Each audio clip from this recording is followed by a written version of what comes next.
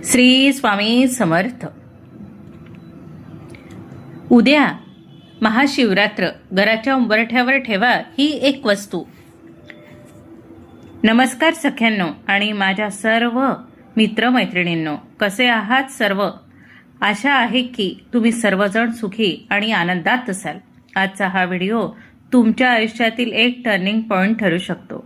आपण कितीही कष्ट केले, रात्रंदिवस मेहनत केली, तरी काही घरांमध्ये सतत पैशाची चणचण भासते. मुलांच्या प्रगतीत अडथळे येतात किंवा पतीच्या कामात यश मिळत नाही. आपण म्हणतो ना, हाताचं येतं पण तोंडाचं जातं. असं तुमच्यासोबत होतं का? जर तुमच्या घरात सतत कटकटी असतील, पैसा टिकत नसेल किंवा आजारपण पाठ सोडत नसेल, तर समजून जा की तुमच्या घराच्या मुख्य प्रवेशद्वार काहीतरी उणीव आहे. आज मी तुम्हाला असा एक गुप्त वस्तूविषयी सांगणार आहे, जी फक्त उंबरठ्यावर ठेवल्याने तुमच्या आयुष्यातील सर्व दुःख आणि दारिद्र्य कायमचे नष्ट होईल. हा कोणताही अंधविश्वास नाही, तर आपल्या शास्त्रात सांगितलेला एक अत्यंत प्रभावी उपाय आहे.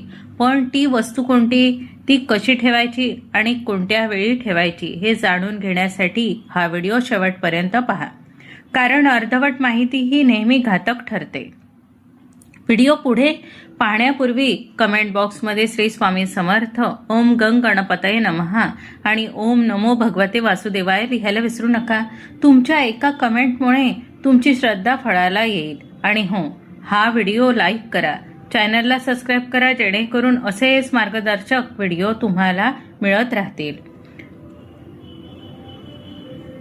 सखींनो, तुम्ही कधी विचार केला आहे का की जुन्या काळात लोकांच्या घरात एवढी शांतता आणि समृद्धी का असायची? कारण त्यांना उंबरठ्याचे महत्त्व माहीत होते. आपल्या घराचा उंबरठा हा फक्त लाकडाचा किंवा दगडाचा तुकडा नसून तो लक्ष्मी येण्याचा मार्ग असतो.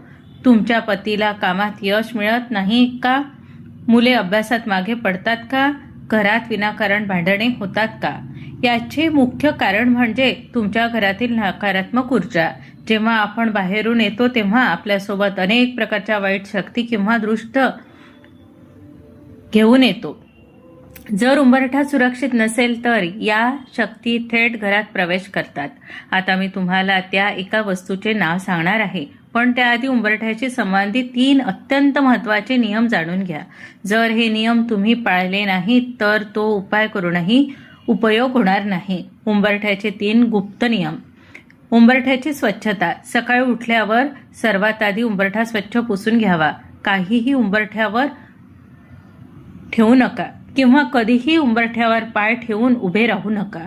उंबरठा हा देवासारखा पूजनीय असावा.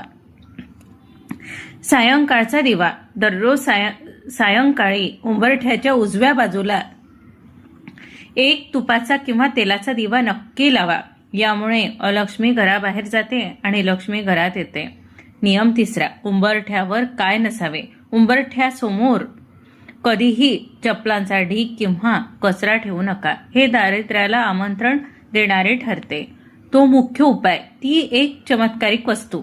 आता वेळ आली आहे त्या मुख्य उपायाची, ज्या वस्तूमुळे तुमच्या कुटुंबाची, पतीची आणि मुलांची प्रगती होणार आहे. ती वस्तू आहे पिवळी मोहरी आणि कापूर यांची पोटली. कसा करायचा हा उपाय सांगते, ऐका. एक छोटा लाल रंगाचा रेशमी कपडा घ्या. त्यात थोडी पिवळी मोहरी, एक तुकडा तुरटी आणि 2 लवंगा ठेवा. ही पोटली गुरुवारी किंवा शुक्रवारी सकाळी तयार करा.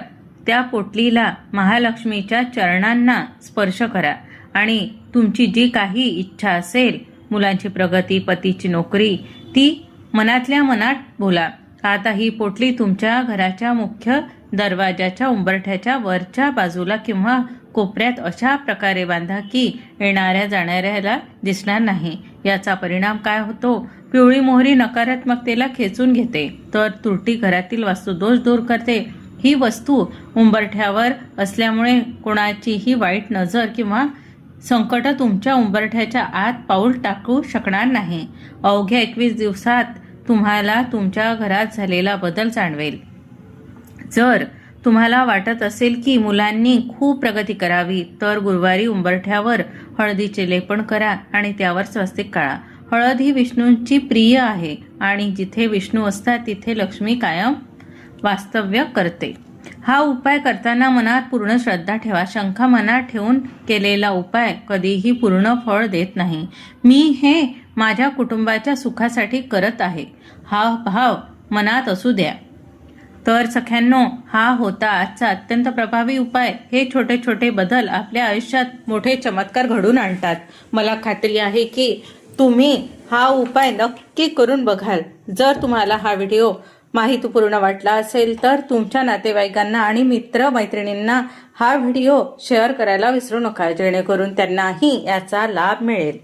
व्हिडिओला लाईक करा आणि चॅनलवर नवीन असाल तर सबस्क्राईब करा. पुन्हा एकदा आठवण करून देते, कमेंटमध्ये श्री स्वामी समर्थ आणि ओम नमो भगवते वासुदेवाय लिहायला विसरू नका. तुमच्या कुटुंबाचे सदैव कल्याण हो. तुमचे कुटुंब सदैव सुखी आणि समृद्धी राहो हीच ईश्वरचरणी प्रार्थना. धन्यवाद. श्री स्वामी समर्थ.